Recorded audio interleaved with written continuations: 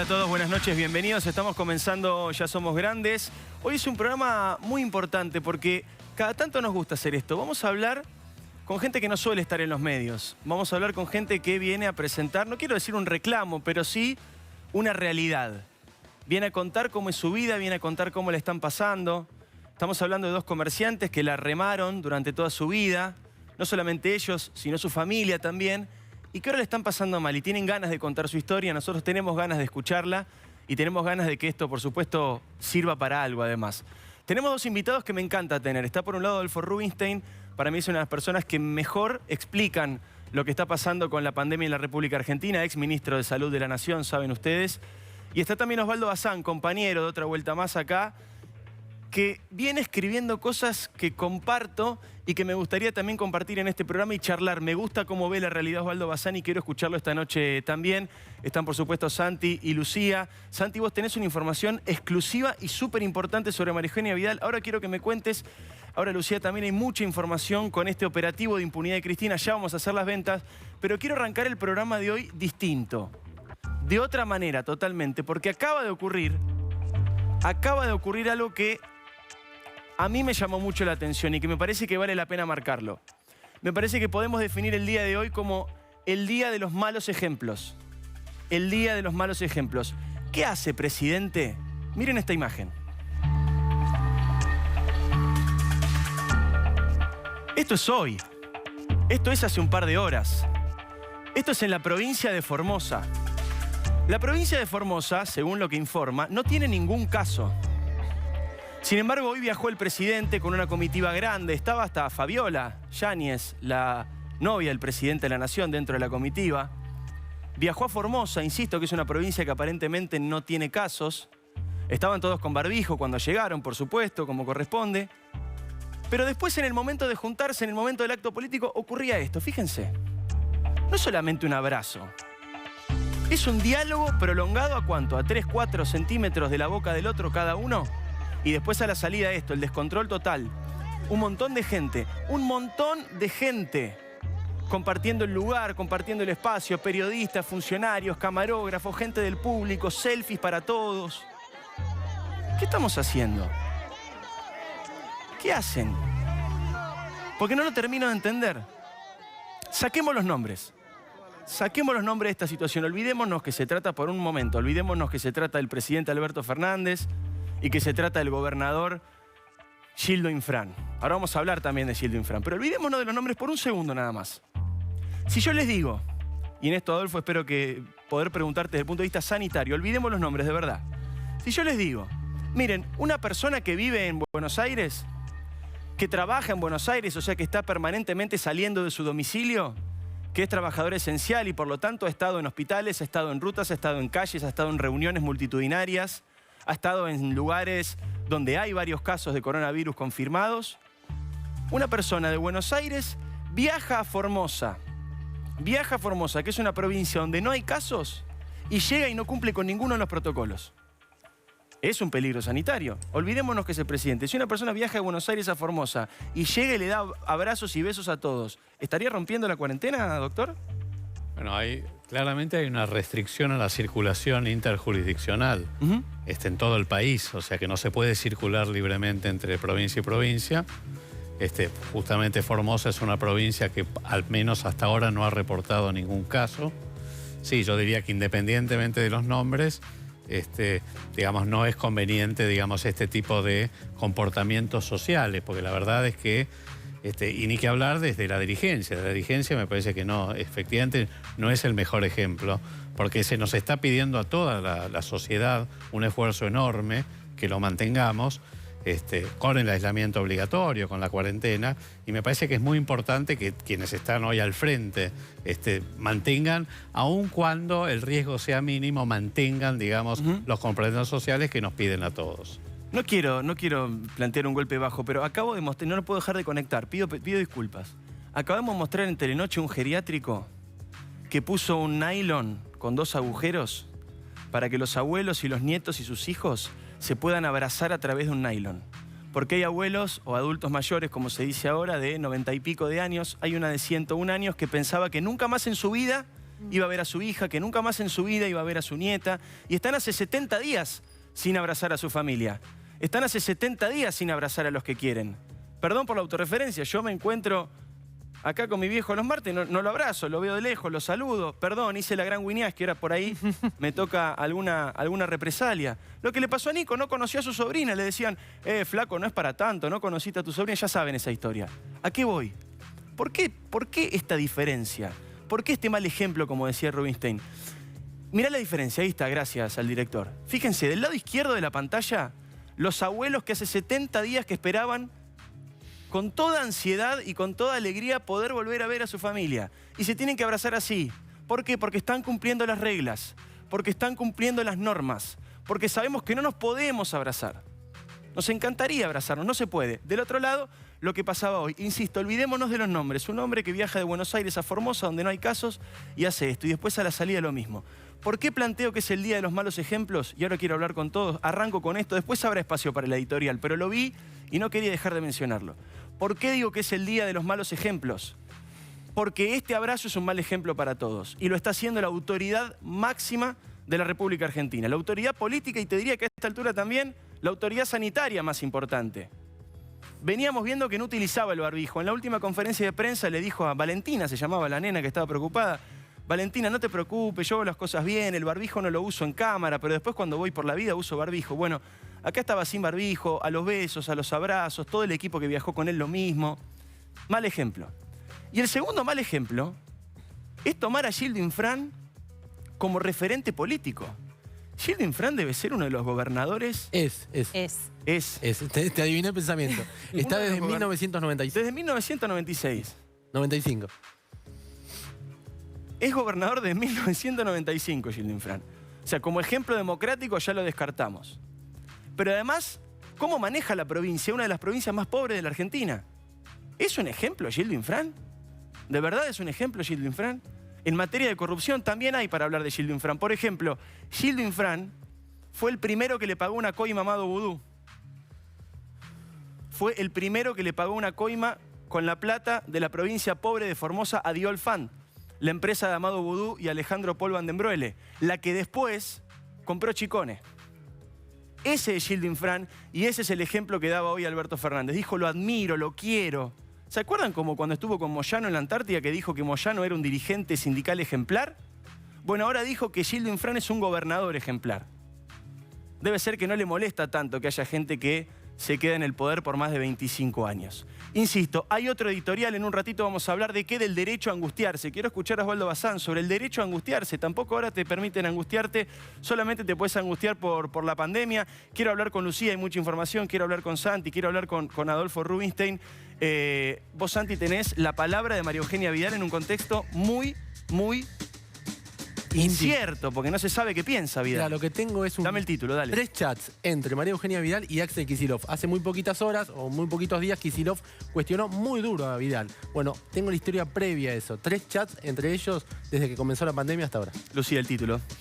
Vamos a contarte, Diego, cuál es el avance de Cristina Kirchner y este plan de impunidad que empezamos a contar ya el jueves pasado.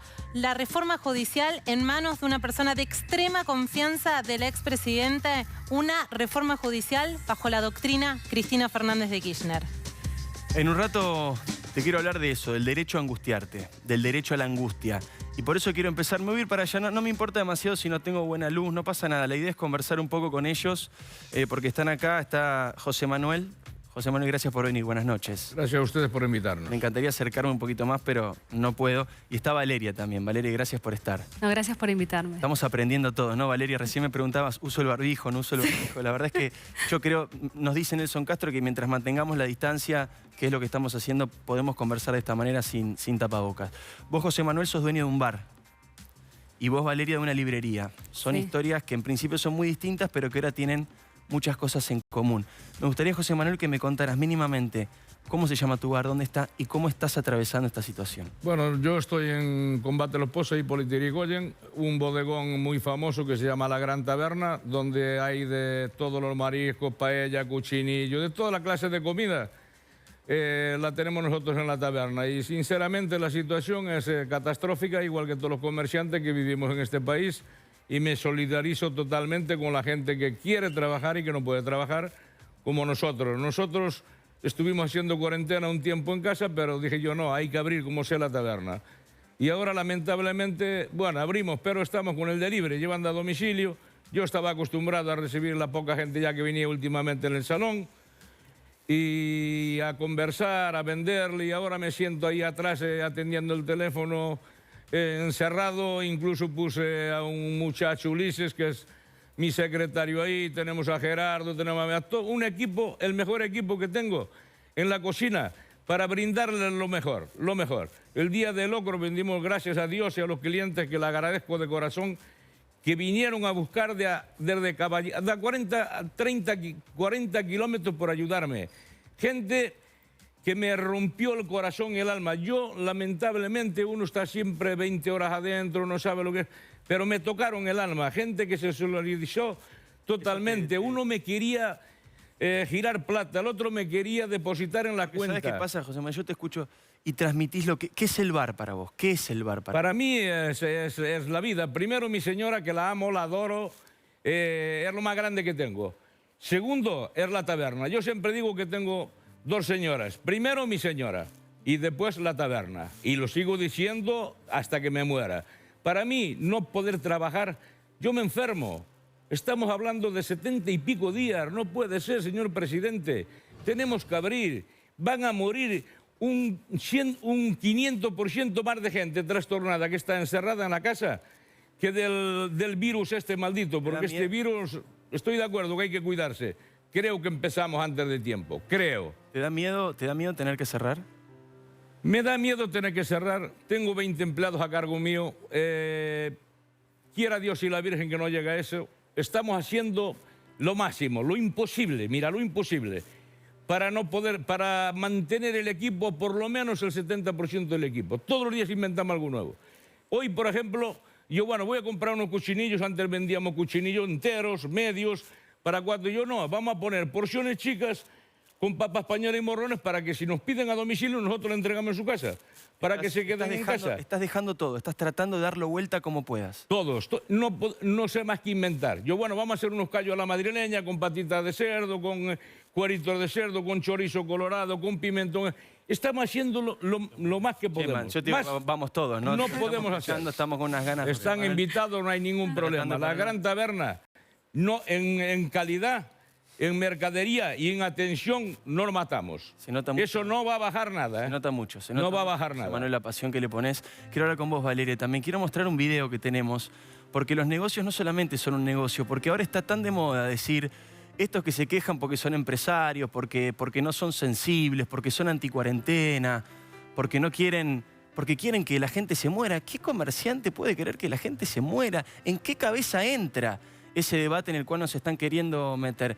Quiero que vayamos viendo el video de la librería, Valeria, que ustedes tienen ahí en el centro, la librería Edipo, ¿verdad? Sí, la verdad que me emocionó mucho cuando vi el video. Porque es una librería que arrancó tu papá, Sí, que ahora siguen vos con tu hermana. con mi hermano. Y la realidad fue que se abrió en el Mundial del 78. Y empezó mi papá y yo hace 6 años que papá falleció y dejé mi trabajo para seguir la librería con mi hermano, que era el que estaba trabajando con él. Así que nada, cuando ustedes me mandaron el video, me emocioné un montón. O sea que la librería es tu sostén de vida, pero además es tu familia, es tu historia. Sí, es mi familia. ¿Y qué pasa con la librería ahora? Y estuvimos 30 días totalmente cerrados, con facturación cero. Después 30 días vendiendo online y la realidad que llegamos a hacer el 20% de la facturación. Y después nos dieron esta ventana de 9 días para abrir el local y vender también online. Y bueno, llegamos medio al 30%. Pero la verdad que con esto no se sostiene. Y siento también que el gobierno a través del Estado nos ayuda supuestamente diciendo que nos da el 50% de los sueldos. Y la realidad es que no es el 50%. Porque un empleado tiene cargas sociales, con lo cual si haces la cuenta te ayudan el 34%. Y además, bueno, nos ayuda con un préstamo que finalmente me lo otorgaron, el banco me lo otorgó. La verdad es la primera vez que tomamos un préstamo nosotros. Ustedes saben que acá en Argentina las pymes, cuando uno va a pedir un préstamo a un banco, las tasas no son accesibles para las pymes. Lo pedimos, pero uno no puede ir a pedir un préstamo a un banco sin saber si lo puede pagar.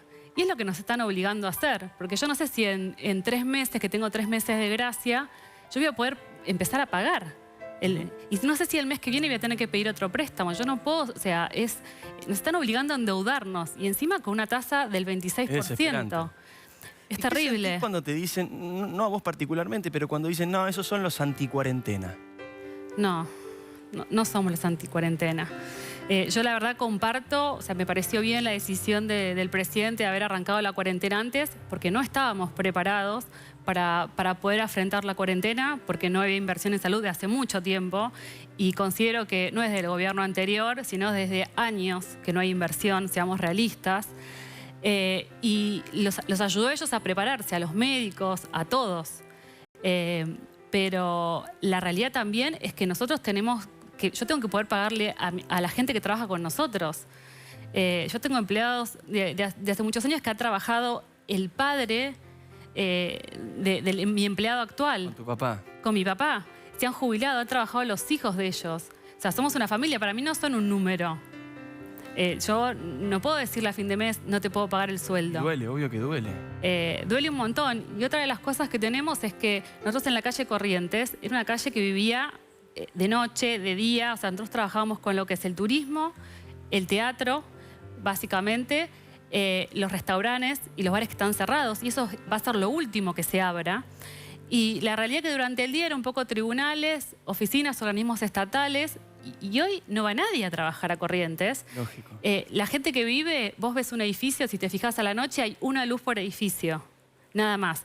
Entonces yo lo que no entiendo es quién fue quien decidió que había que cerrar a partir de esta semana, cuando lo que hay es circulación vehicular, pero no hay circulación de peatones. Claro. Nosotros tuvimos un año cuando hicieron la avenida Corrientes peatonal, porque es anchísima, yo tengo una vereda que es muy ancha, o sea, no es que uno camina al lado del otro.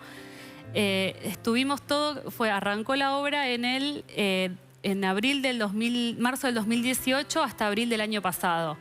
Nosotros vivimos una pandemia anterior, que fue un año con la calle Corrientes cerrada. Y la verdad que estuvimos todos, o sea, realmente alargando los plazos con los proveedores para poder bancar un año de esta manera. Y el año pasado tuvimos mucha más gente por la peatonal, pero la realidad es que nos recuperamos y pudimos pagar nuestras deudas. Y ahora nos vino la pandemia. Los alquileres son altísimos en calle Corrientes. Y tenemos 2 turnos de empleados. O sea, estamos mucho peor que un negocio barrial. Gracias, Valeria, por haber estado. Gracias, José Manuel, por haber estado acá. Esperemos que sirva de algún modo esto que estamos haciendo y compartiendo el caso de cada uno de ustedes. De verdad es importante que hayan estado acá con nosotros. Gracias por la invitación. Ahí está. Muchas acá veíamos a tu viejo, Valeria, ¿no? También sí. que había comenzado el negocio como tantos otros. Tu papá, Valeria, es ejemplo de miles de negocios, de locales, de librería, de bares, de restaurantes, de empresas que fueron fundadas por una familia y que ahora le están pasando muy mal. Por eso quiero, y desde acá lo digo, cerca de ellos también, cortito plantear algo y ahora quiero escuchar la opinión de Osvaldo Bazán, por supuesto, la opinión de Adolfo Rubinstein también. ¿No hay derecho a angustiarse en la Argentina? ¿Por qué no hay derecho a angustiarse? ¿Por qué también tenemos que soportar que nos digan por qué nos podemos angustiar y por qué no? Hace poco el presidente de la Nación decía, no, solo se pueden angustiar por enfermarse. ¿Por qué? ¿Por qué? ¿No tiene derecho a angustiarse Valeria? ¿No tiene derecho a angustiarse José Manuel? ¿No tienen derecho a angustiarse las galerías en la provincia de Córdoba, por ejemplo? Una galería entera donde no queda ningún local abierto, donde la mayoría de los locales cerraron para siempre. ¿Por qué no hay derecho a angustiarse? ¿Por qué ese enojo? ¿Por qué este diálogo tan difícil? ¿Por qué esta idea de que si uno dice, momento, hay otro camino, hay un matiz, se puede hacer algo diferente? Ya rápidamente te acusan de ser anticuarentena o peor, de estar a favor de la muerte. ¿Quién puede estar a favor de la muerte? ¿Quién puede querer enfermarse? ¿Quién puede querer contagiar al otro?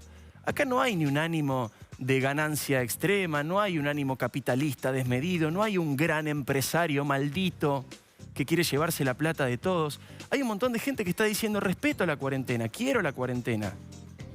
pero quiero ver si hay otra manera. Quiero aunque sea, que me escuchen. Yo ayer escuchaba a la dueña de un salón de fiestas. Dice, yo sé que no puedo abrir, no estoy pidiendo abrir. ¿Sabe lo que estoy pidiendo? Se me ocurrió a mí pensando una solución. Que por ahí puede venir gente ahora a ver el local y reservarlo para el año que viene.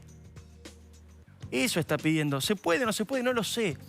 Pero lo que dicen es, escúchennos y por lo menos no nos acusen de nada. No nos digan asesinos, no nos digan traidores, no nos digan antipatria. Hace poco leí una encuesta que el 80% está a favor de la cuarentena. Por supuesto. Hay que estar a favor de la cuarentena porque es el único método que hay. Estar en contra de la cuarentena es estar en contra de la quimioterapia. Hoy leí en una nota brillante este ejemplo. Lo tomo y lo comparto. Nadie está en contra del tratamiento, nadie está en contra de la quimioterapia, nadie está en contra de la cuarentena. Lo que se está diciendo es dos cosas básicamente. Pensemos si se puede hacer de una manera más inteligente, probemos, escuchemos sin enojarse, y aunque no se puede resolver, por lo menos no critiquemos al otro y no digamos que está tratando de matar a la gente cuando por supuesto que no es así. Y lo otro, lo que sí molesta, no es la cuarentena, sino los que se aprovechan de la cuarentena. Los que aprovechan la debilidad institucional que genera la cuarentena para quedar en libertad, para liberar presos, para tratar de entorpecer a la justicia, para, como nos va a contar en un ratito Lucía Salinas, lograr la impunidad como está haciendo Cristina Kirchner, para el que aprovecha para concentrar totalmente su poder como nunca en la historia, para los que aprovechan como hoy para que el Congreso no tenga quórum y no se pueda discutir los superpoderes del jefe de gabinete de ministros, para los que aprovechan y a través de una excusa tan ridícula y estúpida como un corte de luz, deciden seguir postergando la sesión que debe juzgar al juez Canicoba Corral. Eso es lo que molesta. No molesta la cuarentena. Lo que molesta es que se aprovechen de la cuarentena. Osvaldo Bazán, buenas noches. Hola, buenas noches. Quiero escuchar tu opinión sobre esto, ¿no? Sobre la cuarentena, la angustia, la falsa grieta de los anticuarentena. ¿Qué te pasa con esto? Mira, es bastante entendible la falta de empatía que muestra el presidente porque la mostró siempre. Digo, desde el comienzo del asunto trató de idiotas, trató de tontos a la gente. ¿Recuerdan el caso del surfer? Que sí. Lo voy a ir a buscar en persona. Después el otro tipo que vino desde el extranjero y que quería escaparse y que se peleó con el guardia de seguridad, dice, es un tarado, lo voy a ir a buscar. Bueno, cuando vos abrís esa puerta, cuando vos no entendés otra cosa más que eso, bueno, terminás dándole, por ejemplo, permiso a una policía desatada, como tenés en gran parte del país, que termina matando a un pobre señor en Tucumán, que lo que estaba haciendo era llevar el miserable sueldo, la miserable pensión de su madre a caballo en una zona perdida de Tucumán, con el asunto de que los canas salieron a buscar tipos que estaban en contra de la cuarentena. Es un operativo bastante común en esta facción política. No te atacan por lo que vos estás diciendo. Te atacan por la idea que ellos y sus prejuicios que ellos tienen sobre lo que vos estás diciendo. Tal cual. No es una señora que no aguanta más y que le ha dado, conoce a los chicos que trabajan en su local desde toda la vida. No habla de eso. No es eso. Eso no es un empresario para ellos. Y para ellos todos los empresarios son tremendos. Entonces, tienen ya una figura hecha en su cabeza que se basa en sus prejuicios y contra eso pelean. El problema es que está la realidad. Claro. Y ellos no pelean contra esa realidad. Estos enemigos imaginarios, ¿no? Que permanentemente... En esos enemigos imaginarios te meten a vos diciendo cosas que vos no decís. Ahora resulta que yo dije que el Villa Azul era el gueto de Varsovia. Jamás dije eso. Digo, jamás dije eso. Ahora, tenés que estar discutiendo cosas que no dijiste porque ellos tienen un prejuicio previo. Bueno, que se hagan ver. Digo, hay un momento que tienen problemas psicológicos, que se hagan ver, que dejen de pelear con sus fantasmas y meternos a nosotros en el medio. Ahora, a mí lo que me preocupa, coincido con lo que planteás, Osvaldo, esta idea del enemigo imaginario, nosotros lo decíamos, yo empiezo a configurar un poco en qué se va transformando ese enemigo imaginario, en el sector privado, en el sector productivo, en las empresas, digamos, lo que siempre fue el enemigo del kirchnerismo. En un rato, si hay tiempo, quiero hablar de esta modificación dentro del gobierno, ¿no? Cómo va desapareciendo el albertismo, si es que alguna vez existió, y aparece ya fuertemente el cristinismo de nuevo. Pero lo que me preocupa es que este discurso que vos planteás de ponernos a nosotros como enemigos o criticarnos por cosas que nunca dijimos, como levantar la cuarentena, que yo no escuché a nadie sensato ni a ningún ser humano de bien pedir que se levante la cuarentena, se da en un contexto de peligro, se da en un contexto de miedo de la sociedad, se da en un contexto de angustia. No es lo mismo. No, claro, es un contexto que además están aprovechando, digo, y que aprovechan cuando te dicen cuarentena o muerte. Y uno, digo, no lo sé, no soy epidemiólogo, no tengo por qué saberlo. Estoy escuchando un montón de epidemiólogos. Algunos dicen unas cosas, otros dicen otras. Es probable que sea así, pero si no nos podemos ni preguntar, no van a aparecer nunca las respuestas. Digo, uno pregunta, porque hay gente que no aguanta más, digo, porque no le aguanta el bolsillo, no le aguanta el alma, no le aguanta el cerebro, no le aguanta el corazón. No le aguanta, no es que quiere salir a matar gente. Digo, no aguanta más. Digo, hay chicos que tienen reacciones raras en sus casas. Hay abuelos que, como vos decías, creen que no van a ver nunca más a sus nietos. Digo, se puede pensar otra cosa, quizás no se pueda pensar, pero no me descalifiques porque lo estoy pensando, porque además lo estoy sintiendo. Si la máxima autoridad del país no le importa lo que sientan sus ciudadanos, estamos en problema. Estamos en problema. ¿Cómo puede ser que no haya empatía en un momento? Digo, nunca recuerdo una sociedad que haya sufrido tanto como nosotros como esta circunstancia, digo, sacando la dictadura, ¿no? Obviamente. Digo, pero en democracia, este sufrimiento de 70 días aislados no lo hemos tenido nunca. Bueno, señor presidente, usted tiene su sueldo asegurado, que no se lo quiso bajar. Usted tiene su mansión asegurada, que la pagamos entre todos. Digo, ¿podría pensar en esa gente que no tiene nada de eso y que tiene, como escuchábamos recién al señor de la Fonda, un problema enorme? Esta angustia existe. En esta angustia también es parte de su problema, señor presidente. Tiene que entender que esta angustia es parte de su problema también. Porque... Y que él también tiene derecho a angustiarse si tiene ganas. Todos tenemos derecho a angustiarnos. ¿Pero cómo te vas a sacar un derecho? Digo, no te podés... Digo, hay un problema grave cuando nosotros hablamos del gobierno, de este y de todos. Son administraciones. Este señor administra por el poder del voto lo que es de todos durante 4 años. Pero es un administrador. No es el dueño de nuestras vidas. No es el que va a decirnos, se terminó la meritocracia porque a mí se me ocurre. No, es un señor que está ahí administrando las cosas que son de todos. Entonces, un poquito más de respeto con todos nosotros. Eso. Me parece bárbaro, Osvaldo, lo que está diciendo. Agrego una última reflexión y ya voy con Adolfo Rubinstein también. ¿No es curioso que el gobierno que permanentemente dice que todo el tiempo piensa en los más necesitados, en los más humildes, lleva a cabo una cuarentena que solo pueden llevar adelante a la perfección los ricos? ¿Quiénes son los que bajo ningún punto de vista se ven incomodados por la cuarentena? Y los que más tienen. Los que tienen una casa grande, los que tienen una mansión, los que tienen la posibilidad de tener una empleada con cama adentro, los que no necesitan seguir cobrando un sueldo y eso no hace ni que los obliga a quemar ahorros, ni que los obliga a comer fideos todas las semanas, los que pueden tomarse aviones y salir del exterior. Esa es otra cosa. ¿El problema es del que toma el avión? No, señor. El que toma el avión lo toma porque puede, porque el Estado lo deja, porque el Estado dice concretamente los ricos pueden salir. Eso dice el Estado argentino. ¿Es culpa de los ricos que salen? No. Es culpa del Estado que los deja. Porque hay una cuarentena que solo pueden cumplir sin trauma los más ricos de la sociedad. Mientras tanto, hoy en Villa Itatí, la más grande de América Latina, una de las más grandes de América Latina después de la Rosinia, había 2 cuadras de cola para testearse. Y una mujer que vive ahí en la villa, con un sentido común arrollador, nos dijo, yo estuve 70 días encerrada. Me dijeron que me iban a hacer el test puerta a puerta. ¿Y ahora me dicen que vaya a hacer una fila de 2 cuadras con gente que tal vez esté infectada? ¿Me dejás un dato, Diego? Por favor. ¿Sabes cuál es el tema que está empezando a calar en todos los lugares de emergencia? Es que la cuarentena, como bien dijimos acá hace mucho tiempo, llegó para quedarse y hay un montón de meses más, por lo menos 2 meses, que va a seguir. Por eso, ¿Por qué? Porque ¿cómo? Cristina Kirchner está diciendo hasta agosto por lo menos, se lo dice a los intendentes. ¿Pero por qué no? Porque la ciudad de Buenos Aires también dice que va a seguir porque hoy el jefe de gabinete dijo 10 ahora vamos semanas. a hablar de esto con Rubinstein. El asunto es cómo la administrás. Claro, el tema es cómo. ¿Cómo se maneja esta cuarentena extendida? Sí. Cuarentena, sí. El tema es cómo. ¿Cómo la administrás? ¿Cómo ayudás a la gente que hoy está desesperada sin empapelar la ciudad diciéndole que el gobierno, no el Estado, paga el 50% de los sueldos? Hay como un montón de mensajes pequeños que se van mechando y que tergiversan un poco el objetivo de todo esto. Y que falsean el debate, como decía Osvaldo Bazán recién. Adolfo, buenas noches. Gracias por venir de nuevo. ¿Se puede hacer una cuarentena inteligente? ¿Se puede hacer una cuarentena más específica? ¿O se puede por lo menos escuchar algunas alternativas? Absolutamente. Déjame que simplemente complemente un poco lo que recién decía Osvaldo. No sé si conocen ustedes la fábula del espantapájaros. Contanos, por favor. Es una fábula que consiste en ridiculizar los argumentos del contrario, de manera tal de poder hacer una suerte de ataque dialéctico muy fuerte. Y yo creo que eso está ocurriendo con la cuarentena.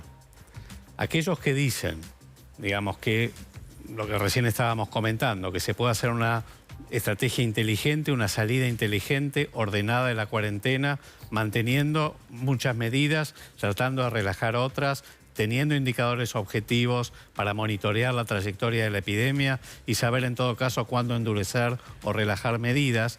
Todos esos argumentos consisten en gente que en realidad lo que quiere es, digamos, aumentar un tendal, producir un tendal de muertes o, digamos, que se descalabre el sistema de salud.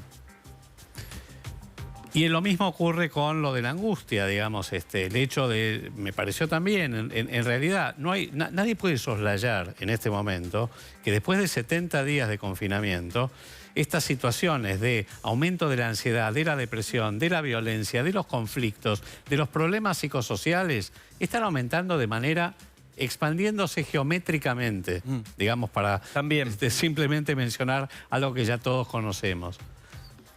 Y esto no se puede soslayar porque claramente hay problemas personales donde los problemas de la macroeconomía ya llegaron al bolsillo de la gente que tiene que vivir de su trabajo, que no tiene un sueldo.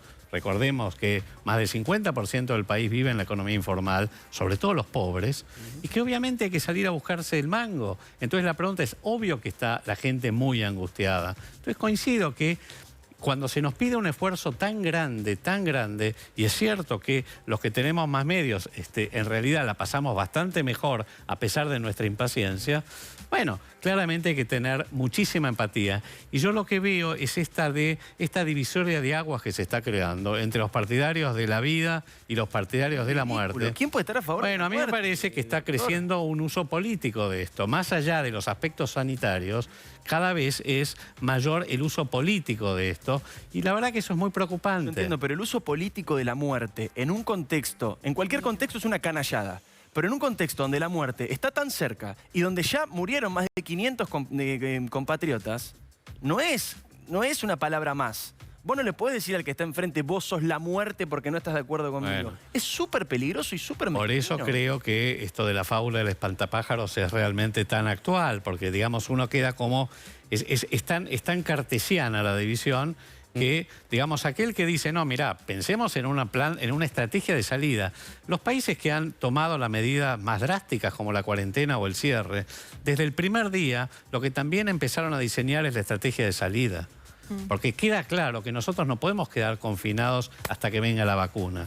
Es obvio, es inviable. Y ya estamos viendo que a los 70 días en el AMBA, la cosa se está poniendo complicada respecto al cumplimiento de las recomendaciones y las normas. Se está empezando a deshilachar la cuarentena. Entonces el tema es, ¿cómo podemos hacer para moldearla de manera tal que cuando aumente la curva de casos, porque va a aumentar y van a aumentar, digamos, las internaciones en las terapias intensivas y van a aumentar el número de muertes, lamentablemente, ¿cómo vamos a hacer para endurecer las medidas y que la gente retroceda? Y eso es lo que a mí más me preocupa. ¿Qué alternativas hay ahí? ¿Cómo se puede tener una cuarentena o una salida de esta cuarentena que sea inteligente? ¿Cómo se puede administrar inteligentemente hoy esta cuarentena? ¿Qué están haciendo los países que han salido o están saliendo exitosamente de la cuarentena? Porque no somos el único país en el mundo. ¿Qué es lo que están haciendo? Primero, están ampliando la capacidad de testeo, de detección rápida de los casos sospechosos y de la pesquisa de los contactos, digamos, en 24 o 48 horas. Tiene que ser inmediata. Y eso solamente para esto en la población general. Y después tener un abordaje muy especial en los barrios de emergencia, por ejemplo. Claramente hay que salir a buscar los casos, lo mismo que se está haciendo ahora, que lamentablemente no se pudo hacer antes porque no había test, porque no había reactivos. Que es la otra, digamos, ¿qué persigue la cuarentena? La cuarentena, discúlpame que te contradiga, no es la quimioterapia. A ver, muy bien. La cuarentena lo que hace es disminuir la velocidad de propagación de la epidemia. No, está claro que no es un tratamiento. No es un tratamiento. Eso está claro. Lo que quiero decir es, perdón, está bueno que lo aclares. Lo que digo es, nadie puede estar en contra de un instrumento sanitario que nos ayuda. Es un recurso. Sea lo que sea. Es un recurso que nos sirve para 2 o 3 cosas. Una es para ganar tiempo crítico y preparar el sistema de salud. Mejorar la respuesta del sistema hospitalario. La otra es preparar la respuesta comunitaria, y esto es una estrategia muy amplia de detección y pesquisa, digamos, de casos y contactos, justamente para evitar la propagación de la epidemia y permitir bloquear rápidamente los focos. Eso es lo que también se debió haber hecho en estos 70 días que tenemos. Es lo que no se hizo adecuadamente, con lo cual ahora estamos recién comenzando a tener en los barrios de emergencia, donde ya se sabe que los índices de contagiosidad son altísimos por las condiciones de vida de la gente, digamos, muchísima, o sea, alta densidad demográfica, viviendas precarias, hacinamiento, convivencia intergeneracional, falta de servicios, falta de elementos de limpieza. Claramente eso hace que el famoso R0, el índice de contagiosidad, no sea el promedio del coronavirus. Entonces, este es el punto. ¿Cómo salir? Estas medidas hay que tomarlas rápidamente y hay que ampliar esto en los geriátricos, en las cárceles. Obviamente, los ancianos frágiles, por supuesto que tienen que seguir en aislamiento. Yo no creo que tenga que ser aislamiento obligatorio, porque de hecho son los que más cumplen estas recomendaciones. Tienen que seguir en el aislamiento porque es la población que tiene alto riesgo de morirse si se infecta con coronavirus. Lo mismo las personas con enfermedades crónicas serias. Pero después todos tenemos que salir con la responsabilidad social, uso de tapabocas y tapanariz, mantener la distancia física, evitar las aglomeraciones, mantener el resto de las medidas de distanciamiento social. Hay bastante evidencia y, por supuesto, hacer de nuevo una amplísima búsqueda de casos y contactos. Con estas medidas, probablemente podamos ver, digamos, de reducir la velocidad de propagación a niveles tolerables, también admitiendo que va a haber muchos más casos, más internacionales y más muertes, y ir valvulando, es decir, en la medida que vaya aumentando las tasas de ocupación de la cama de terapia, se irán cerrando, digamos, esa válvula, y así tendremos que ir hasta que venga la vacuna. En un segundito nada más vamos a hablar sobre el albertismo. ¿Existió en algún momento el albertismo? ¿Se terminó el albertismo o está en vías de extinción lo que podríamos considerar la línea del presidente Fernández? Sigue perdiendo todos los días un poquito de terreno con respecto a Cristina. En un ratito te lo cuento. Pero habló Vidal, Santi. Es prácticamente imposible saber qué piensa María Eugenia Vidal. No está hablando, no está haciendo declaraciones, prácticamente no hace actos políticos. Estuviste conversando con ella. En realidad, lo que pude reconstruir, Diego, es un diálogo de ella, de la ex gobernadora, con el actual gobernador, con Kicillof. ¿En el marco de qué? En el marco de que la vienen cruzando muy fuerte a María Eugenia Vidal. Primero fue Cristina Kirchner, después fue el presidente de la Nación y finalmente fue Kicillof, que dijo más o menos que la culpa de que los hospitales públicos estén tan destruidos en la provincia de Buenos Aires prácticamente fue de la gestión anterior.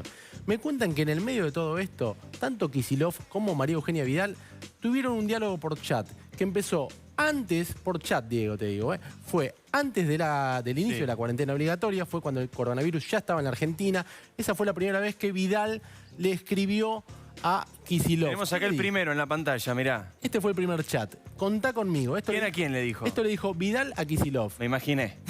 No sé por qué me lo imaginé. Bueno, después de eso, Kicillof le respondió de manera muy amable, le dijo, te llamo cualquier cosa que necesito. Esto fue, insisto, antes de la cuarentena, pero ya en cuarentena hubo una segunda comunicación. Vidal se volvió a comunicar con el gobernador y le pidió 2 cosas. La primera fue que recibiera a los jefes de bloque en la provincia de Buenos Aires, que tenían un plan en términos sanitarios, en términos sociales y en términos económicos. Cosa que Kicillof, o sea, le querían llevar propuestas al gobernador. Finalmente Kicillof los recibió a los legisladores, pero no avanzó ese plan y el diálogo tampoco prosperó demasiado. Bien. Un tercer chat. Tercer chat. ¿Cómo chatean? Parece Salinas, ¿viste? Que te Vidal le dice, bueno, hay muchos intendentes de Juntos para el Cambio en la provincia de Buenos Aires muy preocupados. Justamente por esto, cómo salir de la cuarentena, cómo los comerciantes de algún modo pueden ganarse la vida. Kicillof le dijo, los voy a escuchar, que vengan, y los recibió, efectivamente. Después de eso, la línea se cortó y Kicillof sorprendió la última semana, esto me cuenta gente muy cercana a Vidal, sorprendió criticando el sistema de salud de la provincia de Buenos Aires. A ver, escuchémoslo. Nosotros duplicamos la cantidad de camas. En 2 meses, que es desde que empezamos el plan de obra, hasta ahora duplicamos la cantidad de camas de terapia intensiva del sistema público de la provincia de Buenos Aires. Hicimos otro tanto de lo que se había hecho en los 200 años anteriores. Pero como chatean, contá conmigo, te mando un abrazo, besis. Mira, ahí estaba y después en la Rodríguez conferencia. Larreta, estaba muy cerquita de Kicillof. Dentro de Juntos por el Cambio hay mucho ruido sobre el rol de Larreta. ¿Por qué no le contesta? ¿Por qué no defiende a Vidal? ¿Qué te dicen cerca de Larreta? En plena conferencia de prensa, con anuncios tan importantes, no podemos. Cerca de Macri dicen, bueno, podemos levantar un poquito el tono, defender la gestión de Vidal y recordar que el peronismo... Se puede defender con respeto. Osvaldo, ¿tiene que responderle Larreta a Kicillof cuando hace estas cosas? Pensando que además Vidal, de ser compañera de Larreta, es su mejor amiga. ¿Qué sé yo si tiene que responderle? ¿Qué sentiste vos cuando Evidentemente no le respondió. Digo, si venía todo ese diálogo previo, digo, no sé, si hubiera pasado entre 2 compañeros del secundario es feo. Digo, si pasa con un gobernador de la provincia más importante del país, la verdad que poco caballero es poco, ¿no? Bueno. A ver, ¿qué más tenés? No, mira, lo que tengo para contar también es que aparte del ruido que hay en Juntos por el Cambio, me parece que Larreta se siente un poquito incómodo porque tuvo que hacer una alianza con Alberto Fernández, incómodo en el sentido de puertas para adentro de Juntos por el Cambio. Hacia afuera Larreta está muy bien, ¿por qué? Porque los números de imagen le dan tan alto como Alberto Fernández, o muy parejos. Entonces, quedan eclipsando una situación o un escenario político. Quedan como que son los dos que están capeando la tormenta. Jugando mejor. Obviamente vos hablas con todos los encuestadores y ¿qué te dicen? Es muy volátil la opinión de la gente. Al primer error. El primer error, o si la pandemia en algún momento avanza la cantidad de contagios y de muertes, como todo hace suponer, bueno, Larreta y... ¿Y qué piensa Vidal? Porque es un misterio, más allá de los chats con Kicillof. ¿Qué responde Vidal? ¿Qué dice Vidal sobre la pandemia? Atención, esto es tuyo, Lo que Santi, no dice lo tiene muy nadie. cerca de Vidal es Kicillof no puede con su genio. Kicillof quiere estar cerca de Vidal, quiere estar cerca de Larreta. De hecho, cuando hablan en privado es bastante dócil. Te diría que hasta hace chistes en los diálogos con Larreta y con Vidal. El otro día, por ejemplo, hizo un chiste Kicillof que todo el mundo se quedó con la boca abierta en una reunión donde dijo algo así como: vine a la ciudad de los contagios, haciendo referencia a la ciudad de Buenos Aires. A su propio ministro de Salud, Daniel Goyán. Exactamente. Bueno, la cuestión es que Larreta y Vidal surfean porque dentro de Juntos por el Cambio obviamente hay posiciones mucho más duras, la de Macri principalmente, la de Pichetto. Incluso te diría que hay dirigentes de segundas y terceras líneas que están pidiendo confrontemos con el gobierno nacional, más allá de la especulación que hacen muchos con el tema de las encuestas, que obviamente es una especulación real y que se hace. Pero más allá del chiste que vale lo que contás, ¿qué piensa Vidal con esto de empezar a hablar de la ciudad, empezar a hablar de... Hay como gente que está tratando de licuar responsabilidades. Mirá, me parece que Vidal está un poquito incómoda. ¿Por qué te digo esto? Porque hay sectores del propio Juntos por el Cambio que le dicen no solo tenés que salir, lo contamos la semana pasada, sino tenés que ser candidata el año próximo. Tenemos que empezar a diseñar un plan, como decían hace un rato acá, por afuera de la cuarentena. Cuando salgamos de la cuarentena, ¿cuál es el plan político de Juntos por el Cambio? Esto, aunque parezca mentira, comienza a discutirse, así como el gobierno está especulando con levantar las PASO porque cree que le conviene. En la oposición también hay posiciones que dicen tenemos que ser más activos, no tan cercanos al gobierno, porque si al gobierno le va bien, no tenemos plan. Y si al gobierno le va mal, tenemos que empezar a edificar un plan para sustituir a este gobierno en 2023. Y eso por ahora aparece muy frío. Muy bien, importantísima esta información que trae Santi. Ojalá pueda en algún momento empezar a dar entrevistas. María Eugenia Vidal, por supuesto, está invitada Lilita Carrió. Están invitados varios de los dirigentes. Ni Macri, ni Carrió, ni Vidal hablan. No habla ninguno de los tres, por eso digo, los tres nombres más importantes, o uno podría pensar más importantes, sacando Larreta que tiene Cambiemos. Es muy difícil escuchar su opinión porque no se sabe bien cada tanto, algún tuit, alguna cosita, algún acto, pero no se sabe qué piensan. Santi toda la semana nos está trayendo, está reconstruyendo el pensamiento vivo. Quiero plantearte en un segundo, sé que estoy repasado, me van a matar, pero quiero plantearte esto. Y quiero después en un ratito escuchar la opinión de Osvaldo Bazán con respecto a esta situación. ¿Se está terminando, si es que alguna vez existió el albertismo, este discurso cada vez más radicalizado que estamos observando? Esta idea de nosotros somos la vida y ustedes son la muerte. ¿Tiene que ver con que Cristina tiene cada vez más peso dentro del gobierno? Esta idea que yo creo que no era por convicción, sino por conveniencia de Alberto Fernández de mostrarse cada vez más dialoguista, cada vez más sereno. Empezó a terminarse, empezó a perder. Hoy lo intentó con Gildo Infran, lo que pasa es que ya es un poco tarde. Las palabras de esta diputada que propone que se expropien de las empresas, Fernanda Vallejos. Lo que dijo Gabriel Mariotto, que pasó inadvertido, pero me parece importantísimo lo que dijo Mariotto. Lo dijo hace algunos días. Dijo, por suerte estaba Alberto porque nos votaron por moderado, pero ahora viene el verdadero gobierno que nosotros queremos. Es decir, por suerte se comieron el caramelito de la moderación, ahora se viene lo picante, ahora se viene de verdad. Hay sectores muy cercanos al oficialismo Sí. que están impulsando eso, ¿no? Bueno, ahí está, claro. Lo que siento es que ese sector, ya voy, Lorito, a la pausa, no te preocupes. Me siento Moses Pará, ¿viste? Yo en un segundo, te juro, yo sé que estoy repasado. Lo que digo es, esto que está ocurriendo es un crecimiento claro de Cristina. Aparece ahora también esta idea de Daddy Brieva, que cuando se le entiende lo que dice, es peligroso lo que dice. Quiere ir ya a Venezuela. El propio Marcelo Tinelli, que es oficialista de casi todos los gobiernos, con un tono virulento que no es normal en Marcelo Tinelli. Hoy con lo que tuitea y bloqueando los comentarios y un montón de cosas más. En un rato le pregunto a Osvaldo Bazán, ¿se terminó el albertismo? ¿Alguna vez existió el albertismo? Después de la pausa, quédate.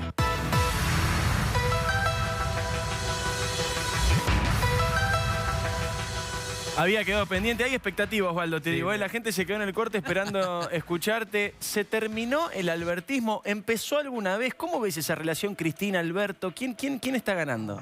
Solo Beatriz Sarlo podía pensar que eran cosas distintas. Tal cual. Digo, ¿quién...? Perdóname, hay mucha gente que pensó eso. Bueno, solo Alberto gente Fernández como, fue presidente. Digo, solo gente como Beatriz Sarlo pudo pensar eso. ¿Qué sé yo? Porque la verdad, digo, ¿quién eligió a Alberto? Cristina. O sea, ¿cómo podés pensar que la fórmula iban a hacer dos cosas así? No iban a hacer dos cosas así. Si Cristina tuvo el poder como para decir quién quiero que sea el que vaya arriba mío, quiso decir quién quiero que vaya arriba mío, pero que no esté arriba mío. Digo, porque lo puse yo. Digo, yo no entiendo cómo mucha gente votó pensando que otra cosa iba a pasar. Yo creo que había ganas de creer, ¿no? Y que eso de alguna manera... Claro, pero vos podés tener ganas de que existan los Reyes Magos hasta los 7, 8 años. Después chantajeás a tu viejo y a tus tíos para que te compren lo que vos querés. Menos mal que estamos después de la ley de protección al menor. Coincido. Los Reyes existen. Los que no existen son los presidentes. Coincido con lo que decís. Y una cosita más que me impactó de lo que dijo Beatriz Sarlo, ya que no porque sea especialmente importante, sino porque justamente fue una de las personas que habló sobre este tema. Dijo, yo pensé que Cristina se conformaba con menos. ¿En qué se basó para pensar eso? Si es la persona que llevó adelante la frase, vamos por todo. ¿Y cuál sería, diría mi amigo Martín Tetaz, cuál es el incentivo para conformarse con menos? Si yendo por todo, consigue todo. ¿Por qué querría menos? Pero aparte contame lo de la justicia, Lucía, puso personas claves en lugares sumamente importantes justamente para garantizarse lo que nosotros venimos planteando acá, que es como una suerte de plan de impunidad con 9 causas judiciales en la justicia, causas por corrupción. Juan Martín Mena esta semana dio un paso más en el Ministerio de Justicia. El segundo de la ministra Lozardo avanzó, logró tener más poder y es la cabeza principal de la reforma judicial que se viene, con la cual volvió en medio de esta pandemia a insistir el gobierno. Una reforma judicial que apunta directamente a Comodoro Pi, que es donde se investigan los casos de corrupción y donde Cristina tiene, repetimos, 9 causas elevadas a juicio oral. Juan Martín Mena, un alfil de Cristina Kirchner, tiene más poder, avanza en ese lugar. Esta semana ganó una pulseada respecto al Servicio Penitenciario Federal. Otra pulseada más que ganó Cristina. Que además también maneja el programa de testigos protegidos, un programa donde hay personas que declararon puntualmente en contra de Cristina Fernández de Kirchner en este conjunto, en algunas de estas causas de corrupción. Un hombre clave, además que sabés que Diego está coimputado con Cristina Kirchner, nada más ni nada menos que en la causa por la firma del memorándum con Irán. Este hombre clave hay que prestarle atención, uno de los alfiles de Cristina Kirchner, a través del cual ella también gana más terreno en el gobierno de Alberto Fernández. Adolfo, nos tenemos que retirar, pero te pregunto, ¿nos tenemos que preparar para la peor parte a partir de ahora? Estamos al comienzo, digamos. Yo creo que recién está empezando la maduración de la epidemia. De nuevo, lo que ha hecho la cuarentena es, digamos, reducir la velocidad de propagación. Tenemos que prepararnos para tener muchísimos más casos, probablemente muchos más internados y más muertes. Realmente creo que la curva de aumento, yo espero y confío en que va a ser, por lo que creo desde el punto de vista epidemiológico, va a ser más suave y no va a ser, digamos, no va a ser la peor de las pesadillas. No creo que se desborde el sistema de salud. Y me parece que hay que ir monitoreando muy estrechamente la trayectoria, abriendo y cerrando. Esto es una salida inteligente de la cuarentena y bueno, y ver. Gracias, Adolfo, por haber estado acá, ¿eh? Muy importante tu opinión. Gracias, Osvaldo, me encanta tu laburo. Gracias, siempre quise estar en Ya Somos Grandes. Y me encanta también tu escote meme es de mis preferidos. El que trajo hoy, los zapatos. Pero no se vino con el barbijo, no sé, es el barbijo que Lo tengo guardado. Tiene un barbijo ahí medio top. Bueno, después lo mostramos para las redes. Hay que combinar. Nos estamos despidiendo, señores. Gracias por estar del otro lado. Gracias por el interés. Gracias por acompañarnos. Gracias, Royás, por la ropa. Se quedan con la rosca. Hoy, Diego Santilli en la rosca imperdible. Nosotros nos encontramos el jueves que viene. Gracias, Santi. Gracias, Lu. Chau.